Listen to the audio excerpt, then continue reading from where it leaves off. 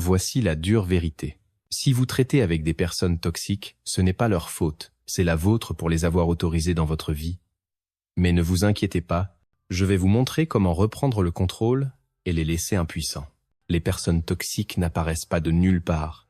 Elles prospèrent dans les fissures de vos limites, se nourrissant de vos réactions. La plupart des gens les laissent semer le chaos parce qu'ils ont trop peur de confronter la dure réalité. Vous ne pouvez pas les réparer, mais vous pouvez leur être plus malin. Dans cette vidéo, je vais révéler des moyens brutalement honnêtes et infaillibles de gérer les individus toxiques. Et à la fin, vous réaliserez que votre paix a toujours été entre vos mains. 1. Pardonnez, mais ne pas oublier. Le pardon est l'une des vertus les plus mal comprises. Beaucoup pensent que pardonner quelqu'un signifie que vous êtes faible, naïf ou prêt à passer outre la douleur qu'ils ont causée. Mais le vrai pardon n'est rien de tout cela. Il ne s'agit pas d'excuser le comportement de quelqu'un ni de l'accueillir à nouveau dans votre vie à bras ouverts. Il s'agit de vous libérer vous-même des chaînes du ressentiment. J'ai appris cela à la dure, il y a des années. J'avais un ami proche, appelons-le Alex, nous étions inséparables, du moins je le croyais. Un jour, je me suis confié à Alex à propos de quelque chose de profondément personnel, lui faisant confiance pour garder cela entre nous. Mais une semaine plus tard, j'ai découvert qu'il avait partagé mon secret avec d'autres, déformant l'histoire de manière à me peindre sous le pire jour possible. La trahison a été profonde. J'étais furieux, non seulement contre Alex, mais contre moi-même de lui avoir fait confiance en premier lieu. La colère m'a accompagné pendant des mois, être même des années. Chaque fois que je le voyais ou entends son nom, j'avais l'impression que la blessure se rouvrait. Je portais ce ressentiment partout, et je ne réalisais pas à quel point cela me pesait. Puis, lors d'un moment particulièrement bas, je suis tombé sur une citation. Le ressentiment, c'est comme boire du poison et s'attendre à ce que l'autre personne meure. Cela m'a frappé fort. J'ai réalisé que, tandis qu'Alex avait tourné la page et vivait sa vie, moi, j'étais celui piégé dans un cycle de colère et de douleur. Mon ressentiment ne le punissait pas. Il me punissait moi. Ainsi, j'ai pris la décision de pardonner, mais pas comme la plupart l'imaginent. Je n'ai pas appelé Alex pour me réconcilier, ni invité à revenir dans mon cercle proche. À la place, je lui ai pardonné en silence, dans mon propre cœur. J'ai laissé partir la colère, non pour le bien d'Alex, mais pour ma propre paix. Mais voici la partie cruciale. Je n'ai pas oublié. Cette trahison m'a appris une leçon inestimable sur la confiance. Spécifiquement, à qui faire confiance et qui garder à distance. Pardonner Alex m'a permis d'avancer sans amertume, mais me souvenir de la trahison m'a assuré de ne pas refaire la même erreur. Le pardon est souvent vu comme une faiblesse, mais en réalité, c'est l'acte ultime de force. Cela demande du courage de libérer la colère quand la conserver semble justifiée, de la sagesse de comprendre que pardonner ne signifie pas redonner une chance de vous blesser. Oublier, en revanche, c'est une autre histoire. Oublier invite la même douleur dans votre vie. Pensez au pardon comme à la cicatrisation d'une blessure. Vous ne rouvrez pas sans cesse la plaie, mais vous n'effacez pas la cicatrice non plus. La cicatrice est un rappel, non pas de la douleur, mais de la leçon. Elle vous rappelle ce que vous avez enduré et appris. Elle ne vous définit pas, mais elle forme vos décisions futures. Les stoïciens mettent souvent l'accent sur le pouvoir de contrôler ses émotions, et le pardon en est un exemple primordial. En pardonnant, vous prenez le contrôle du récit. En ne l'oubliant pas, vous vous protégez de retomber dans le même piège. Je vous laisse avec cette pensée. Le pardon est un cadeau que vous vous offrez, pas à la personne qui vous a blessé. Oublier, en revanche, est une injustice à votre croissance. Lâchez la rancune, retenez la leçon et portez-la en bouclier, non en fardeau. 2. Limitez leur accès. Soyons honnêtes. Certaines personnes ne méritent pas une place au premier rang dans votre vie. Je me fiche qu'il s'agisse de votre famille, d'amis de longue date ou de collègues que vous voyez chaque jour. Si quelqu'un est toxique, épuisant ou viole constamment vos limites, il est temps de réduire son accès. Appelez cela cruel si vous voulez, mais protéger votre paix n'est pas égoïste. C'est une question de survie. Voici le truc. J'étais un vrai people pleaser. Si quelqu'un voulait mon temps, mon énergie ou mon attention, je le donnais sans poser de questions. Je restais des heures au téléphone avec un ami qui appelait seulement pour se plaindre de sa vie, ignorant complètement que moi aussi, j'avais mes propres luttes. Ou je me pliais en 4 pour des gens qui n'auraient même pas levé le petit doigt pour moi en retour. Ça vous semble familier? Un jour, après une énième conversation épuisante avec quelqu'un qui pensait que j'étais son thérapeute gratuit, J'ai raccroché complètement vidé et je me suis demandé « Pourquoi est-ce que je fais ça ? Qu'est-ce que je retire vraiment de cette relation ?» C'est là que j'ai compris. Tout le monde ne mérite pas un accès illimité à vous. Et voici où cela devient controversé. Limiter l'accès ne signifie pas toujours couper totalement les ponts. Parfois, cela consiste à fixer des limites subtiles qu'ils ne réalisent même pas. Par exemple, cet ami qui déverse toujours ses problèmes sur vous, commencez à répondre par « Waouh, ça a l'air difficile. Qu'est-ce que tu comptes faire à ce sujet ?» Regardez à quelle vitesse il perdra tout intérêt quand vous cesserez de nourrir sa négativité. Ou ce membre de la famille qui critique toujours vos choix de vie, vous n'avez pas besoin d'argumenter ou de vous justifier. Hochez simplement la tête, souriez et gardez vos projets pour vous. Leur désapprobation perd de son pouvoir quand ils ne connaissent pas toute l'histoire. J'avais une collègue qui se nourrissait de potins et de drames. Chaque fois qu'elle m'accostait dans la salle de pause avec un « Tu ne devineras jamais ce qu'un tel a fait », je répondais simplement « Ah, je ne suis pas trop dans les histoires de bureau », puis je partais. C'était gênant au début, mais devinez quoi ? Elle a arrêté d'essayer de m'entraîner dans ses bêtises. Limiter l'accès, c'est reconnaître que tout le monde ne mérite pas un laissez-passer pour vos émotions et votre énergie. C'est créer des cercles, un cercle intérieur pour ceux qui vous élèvent et un cercle extérieur pour les vampires émotionnels. Et oui, certaines personnes vous traiteront de froid ou distant pour cela. Mais posez-vous la question suivante. Préférez-vous être aimé de tous ou respecté par les bonnes personnes ? Voici l'image joyeuse. Pensez à votre vie comme à un club VIP. Vous êtes le videur. Et tout le monde ne figure pas sur la liste. Les râleurs toxiques, accès général, si ce n'est moins. Les reines du drame, qu'elles regardent depuis le parking. Et les personnes qui vous valorisent vraiment, elles sont au salon VIP avec vous, en train de siroter les bonnes choses. Limiter l'accès n'est pas être cruel, c'est être intelligent. Votre temps et votre énergie sont des ressources limitées. Ne les gaspillez pas sur des gens qui ne les apprécient pas. Parce que voilà la vérité. Quand vous commencez à vous valoriser, les bonnes personnes vous valoriseront aussi.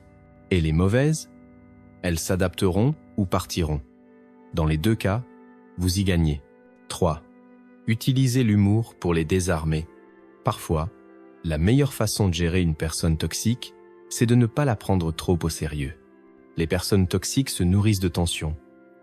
Elles vivent pour le drame, les disputes et les conflits.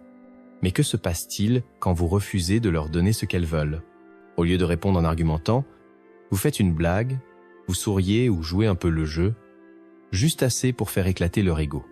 C'est comme faire éclater un ballon soudainement. Leur grand spectacle tombe à plat. Je me souviens d'un collègue particulièrement toxique qui adorait critiquer tout le monde. Rien n'était jamais assez bien pour cette personne, ni le travail, ni les tenues, ni même la façon dont les gens buvaient leur café. Un jour, il a décidé de faire une remarque sur mon bureau en désordre, devant tout le monde. « Waouh, ton bureau ressemble à une tornade. Comment tu retrouves quoi que ce soit dans ce bazar ?» ricana-t-il. Plutôt que de m'offusquer ou de me défendre, j'ai haussé les épaules et répondu « Tu as tout à fait raison. C'est mon chaos créatif. » Le bureau d'Albert Einstein était encore plus en désordre que le mien. Donc clairement, je suis sur la voie du génie. Le groupe a ri, et sa tentative de m'humilier s'est totalement retournée contre lui. Après ça, il n'a plus jamais critiqué mon bureau. Utiliser l'humour désarme les personnes toxiques pour plusieurs raisons. Cela retire le pouvoir à leurs mots. Quand vous riez de leurs insultes ou de leurs piques, vous leur montrez que leur tentative pour vous blesser ne fonctionne pas. Cela change l'énergie de l'interaction, ils veulent de la négativité. Mais l'humour apporte de la légèreté et de l'imprévisibilité qu'ils ne savent souvent pas gérer. Cela vous met aux commandes en restant calme et plein d'esprit, vous montrez que vous êtes inébranlable, ce qui peut les frustrer plus qu'un affrontement direct. Mais voici la clé, votre humour doit être léger et intelligent, pas agressif ou méchant. Si votre blague paraît sarcastique ou blessante, cela pourrait envenimer la situation. Le but est de rendre leur négativité ridicule sans descendre à leur niveau. Par exemple, si quelqu'un vous interrompt constamment en réunion, vous pourriez dire avec le sourire « Oh, je ne savais pas qu'on faisait équipe en duo aujourd'hui, mais ton tour est terminé. Maintenant, c'est le mien. » C'est ferme mais drôle, et cela fait passer le message sans créer de conflit inutile. L'humour fonctionne aussi face à la culpabilisation.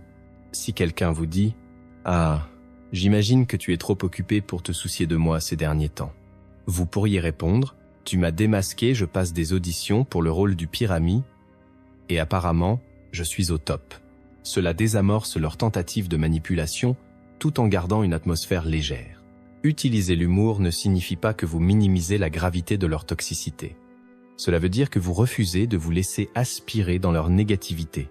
C'est une manière subtile d'affirmer votre force, de prouver que leur tentative de vous contrôler ou de vous rabaisser ne vous atteigne pas. 4. Sachez quand vous éloigner. S'éloigner d'une personne toxique est l'une des décisions les plus difficiles et pourtant les plus libératrices que vous puissiez prendre. Ce n'est pas seulement quitter une mauvaise situation, c'est reprendre votre paix, votre temps et votre énergie. Mais voici le hic, ce n'est pas toujours dramatique ou soudain. Parfois, savoir s'éloigner, c'est choisir discrètement vous-même plutôt que leur chaos, encore et encore. Les personnes toxiques sont expertes pour vous convaincre de rester. Elles diront « Je suis désolé, je vais changer » ou vous culpabiliseront avec des phrases comme « Si tu pars, tu m'abandonnes ». Et soyons honnêtes, il y a toujours une partie de vous qui se demande « Est-ce que m'éloigner fait de moi la mauvaise personne ?» Mais la vérité est là. Rester dans une relation, qu'elle soit amicale, romantique ou familiale qui vous vide, ce n'est pas noble, c'est autodestructeur. J'avais un ami proche, le roi de la fête en public, mais un cauchemar en privé. Chaque conversation tournait autour de ses problèmes, ses besoins, son drame. Et si jamais je parlais de mes difficultés, il les rejetait ou les transformait en compétition. « Oh, tu as eu une mauvaise journée ? Attends de voir la mienne. » Au début, je lui trouvais des excuses. Il traverse une période difficile, il ne fait pas exprès. Mais les mois sont devenus des années et je réalisais que je donnais tout à cette relation et ne recevais rien en retour. Le point de rupture ? Une crise dans ma propre vie. J'avais besoin de lui, je l'ai contacté. Sa réponse ? Ça a l'air dur, mais j'ai mes propres soucis en ce moment. C'est là que j'ai compris.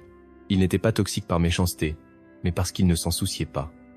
J'ai finalement décidé de m'éloigner. Et même si ça faisait mal, c'était comme un poids énorme en moins sur mes épaules. S'éloigner ne veut pas toujours dire couper tous les liens. Cela peut vouloir dire réduire le contact, ne pas répondre à chaque appel, à chaque message. Laissez-les devenir une silhouette dans l'arrière-plan de votre vie. Fixez des limites claires. Je ne suis pas disponible pour parler de ça. Ou je ne pense plus pouvoir t'aider à ce sujet. Ce sont des façons fermes mais respectueuses de reculer. Détachez-vous émotionnellement, même si vous les voyez, ou leur parlez encore de temps en temps. Cessez de laisser leurs opinions ou comportements vous affecter. Voici la partie controversée. Parfois, s'éloigner signifie quitter quelqu'un que la société attend de vous que vous gardiez dans votre vie, comme un membre de la famille. L'idée que vous devez supporter des proches toxiques simplement parce qu'ils sont de votre sang est désuète et nuisible. Les liens du sang ne donnent à personne un passe-droit pour abuser, manipuler ou vous vider. S'éloigner ne veut pas dire que vous les détestez. Cela signifie que vous choisissez de vous protéger. Voici le message profond. S'éloigner n'est pas un acte de colère, c'est un acte d'amour. Amour pour vous-même, pour votre bien-être et pour la vie que vous voulez construire. C'est dire « Je mérite des relations qui m'élèvent, pas qui me détruisent. » Et quand vous vous éloignez enfin, vous réalisez quelque chose de puissant. Vous ne vous éloignez pas seulement d'eux, vous vous rapprochez d'un vous-même plus sain, plus heureux. S'éloigner ne signifie pas que vous avez échoué ou abandonné. Cela signifie que vous avez réussi à reconnaître votre valeur. Les personnes toxiques vous font souvent sentir que vous êtes trop émotif, pas assez compréhensif ou coupable d'un problème. Mais dès que vous partez, vous voyez la vérité. Ce n'était jamais vous, c'était toujours eux. Et le meilleur dans tout ça, s'éloigner vous donne la liberté de remplir votre vie de personnes qui voient votre valeur et vous traitent en conséquence. 5. Entourez-vous de personnes qui vous élèvent. Traiter avec des individus toxiques, c'est un peu comme essayer de nager avec des poids attachés aux chevilles. Vous êtes constamment tiré vers le bas par leur négativité, leur manipulation ou leur drame. Le meilleur antidote ? S'entourer de personnes qui vous élèvent. Les personnes qui élèvent les autres n'apportent pas seulement de la positivité. Elles vous rappellent votre valeur, encouragent votre croissance et vous aident à garder l'énergie toxique à distance. Voici une vérité simple, votre environnement vous façonne. Si vous passez la majorité de votre temps avec des personnes toxiques, vous finirez inévitablement par absorber certaines de leurs habitudes, attitudes ou même leur vision du monde. Mais quand vous êtes entouré de personnes qui veulent sincèrement le meilleur pour vous, quelque chose de magique se produit, vous commencez à voir le meilleur en vous-même. Pensez à ceci. Avez-vous déjà eu un ami qui vous fait vous sentir plus léger après l'avoir vu? Quelqu'un qui écoute sans jugement, célèbre vos réussites sans jalousie et vous remet en question d'une manière qui vous renforce au lieu de vous rabaisser? Ce sont ces personnes élevantes que vous devez chercher. Pour ma part, il y a eu une période de ma vie où j'étais pris dans un cycle de relations toxiques. Puis un jour, j'ai rencontré un nouveau collègue, quelqu'un de sincèrement positif. Il disait des choses comme « Tu es vraiment doué pour ça, pourquoi tu ne prendrais pas les commandes ?» Ou encore « Tu as super bien géré cette situation ». Ces encouragements étaient si authentiques que j'en étais choqué. Au fil du temps, j'ai compris que j'étais tellement habitué aux compliments déguisés et aux petites piques de la part de gens toxiques que je ne savais même plus ce que c'était que du vrai soutien. Passer plus de temps avec lui, et avec des gens comme lui, m'a ouvert les yeux sur ce qui me manquait. Il n'essayait pas de rivaliser, de manipuler ou de me rabaisser. Au contraire, il m'inspirait à croire en moi-même et à viser plus haut dans les relations que je laissais entrer dans ma vie. Voici comment vous pouvez vous entourer de personnes qui vous élèvent, identifier votre tribu, rechercher ceux qui vous inspirent, vous encouragent et vous donnent de l'énergie. Ce peuvent être de vieux amis, des mentors ou même de nouvelles connaissances. Investissez dans des liens de qualité, plutôt que de garder un cercle large mais superficiel. Concentrez-vous sur quelques relations vraiment authentiques et nourrissantes. Rendez-la pareille. Les relations sont à double sens. Soyez aussi ce type de personne. Écoutez, soutenez et célébrez les autres avec sincérité. La partie controversée, cela peut signifier rompre ou réduire le contact avec des gens qui ne vous élèvent pas même s'ils sont dans votre vie depuis des années. La loyauté est une belle qualité, mais elle ne vaut pas qu'on sacrifie sa tranquillité pour quelqu'un qui vous vide constamment. Le message plus profond est le suivant. Les personnes élevantes ne se contentent pas de vous faire du bien. Elles vous rappellent que la vie mérite d'être partagée avec ceux qui voient le meilleur en vous. Elles vous aident à devenir la version de vous-même que vous êtes censé incarner, simplement en croyant en vous et en laissant de la place à votre potentiel. Voici la réalité. Les personnes toxiques essaieront de vous convaincre que tout le monde est aussi égoïste, amer ou manipulateur qu'elles. Mais les personnes qui vous élèvent vous montrent une autre vérité. Elles vous rappellent que la gentillesse, le respect et la connexion sincère existent encore. Et une fois que vous l'aurez expérimenté, vous vous demanderez pourquoi vous vous étiez contenté de moins. 6. Restez concentré sur votre but. Les personnes toxiques adorent vous faire dérailler. Elles prospèrent dans la distraction, cherchant à vous attirer dans leur chaos, leur drame ou leurs petits jeux. C'est presque comme si leur mission était de faire de leurs problèmes vos problèmes. Mais lorsque vous êtes profondément concentré sur votre but, vos objectifs, vos valeurs et la vie que vous construisez, leur vacarme devient un simple bruit de fond. Rester concentré sur votre but n'est pas juste une défense, c'est une manœuvre de puissance. Voici la vérité sur les personnes toxiques, elles veulent que vous perdiez de vue qui vous êtes. Elles critiqueront vos ambitions, minimiseront vos réussites ou exigeront votre attention au pire moment possible. Pourquoi ? Parce qu'une personne focalisée, qui avance, qui s'épanouit, représente une menace à leur contrôle. Si vous êtes trop occupé à grandir, à prospérer ou à poursuivre vos rêves, vous n'avez plus ni le temps ni la patience pour leurs absurdités. Je me souviens d'un collègue qui était l'exemple parfait du comportement toxique. Il colportait des ragots, créait des drames inutiles et essayait constamment d'entraîner les autres dans son désordre. Au début, je me laissais embarquer. Je passais des heures à écouter ses plaintes ou à me défendre contre ses piques mesquines. Mais ensuite, j'ai eu une révélation. Chaque minute passée dans ces histoires était une minute que je ne consacrais pas à mon travail, mes objectifs ou ma tranquillité d'esprit. J'ai donc pris une décision, me concentrer uniquement sur ce qui comptait vraiment pour moi et le laisser tourner dans son chaos, sans moi. J'ai commencé à poser des limites fermes. Je suis occupé. Je ne peux pas parler de ça maintenant. J'évitais les conversations inutiles et redirigeais toute mon énergie vers l'excellence dans mes tâches. Plus je restais concentré, moins il avait de pouvoir sur moi. Et le meilleur, mon attitude a inspiré d'autres à faire pareil, il avait donc moins de personnes à manipuler. Voici comment vous pouvez rester concentré sur votre but, même entouré de toxicité. Clarifiez vos objectifs. Notez ce que vous poursuivez et rappelez-vous pourquoi cela compte. Garder votre but au centre rend les distractions toxiques bien moins importantes. Créez un bouclier mental, considérez les personnes toxiques comme un bruit de fond. Reconnaissez leur présence si nécessaire, mais ne les laissez pas pénétrer votre concentration. Dites non sans vous excuser. Si leur demande n'aligne pas avec vos priorités, refusez sans culpabilité. Votre temps est précieux, utilisez-le avec sagesse.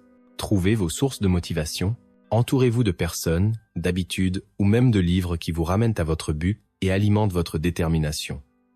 La partie controversée, rester concentré sur votre but, peut signifier vous prioriser vous-même, même si cela implique de mettre certaines relations de côté, parfois avec des amis proches ou des membres de votre famille. Certains diront que vous êtes égoïste. Mais la vérité, se concentrer sur votre but n'est pas de l'égoïsme, c'est essentiel. Vous ne pouvez pas verser à partir d'un verre vide. Et vous ne pouvez pas accomplir vos rêves si vous êtes sans cesse freiné par la négativité des autres. Le message plus profond, rester concentré sur votre but, ce n'est pas seulement ignorer les personnes toxiques, c'est vous honorer vous-même.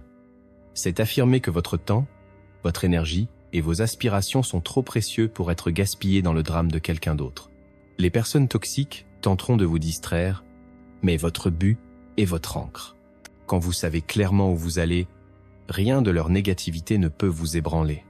Et à mesure que vous avancez vers vos objectifs, quelque chose d'incroyable se produit. Vous bâtissez une vie tellement épanouissante et ancrée que leur toxicité devient simplement hors sujet. À ce stade, vous ne survivez plus à leur chaos. Vous prospérez malgré lui. Et ça, c'est la victoire ultime. 7. Évitez de médire sur eux. Médire sur une personne toxique peut sembler satisfaisant sur le moment, comme un petit exutoire pour évacuer la frustration ou une façon inoffensive d'égaliser les comptes. Mais soyons honnêtes, la médisance ne mène jamais à rien de bon. Elle maintient leur toxicité en vie dans votre esprit. Elle vous transforme, petit à petit, en ce que vous essayez justement d'éviter. Et pire que tout, elle leur donne un loyer gratuit dans votre tête. Si vous voulez vraiment gérer les personnes toxiques de façon efficace, résistez à l'envie de parler d'eux dans leur dos. Voici la réalité. Les personnes toxiques sont souvent motivées par l'attention, même l'attention négative. Le commérage ne fait que nourrir le drame qu'elles recherchent, faisant de vous un participant involontaire à leur jeu. Pire encore, cela crée un cycle toxique, où leur comportement dicte vos propres actions. Et ça, c'est exactement l'inverse de reprendre le contrôle. Je l'ai appris à mes dépens. À un moment donné, j'avais un collègue notoirement toxique. Il semait constamment des conflits et tirait les autres vers le bas. Certains d'entre nous avaient pris l'habitude de se défouler sur lui pendant la pause déjeuner, partageant les dernières absurdités qu'il avait faites. Au début, ça ressemblait à de la camaraderie, mais au fil du temps, j'ai remarqué quelque chose de dérangeant. Chaque conversation à son sujet me laissait amer et vidé.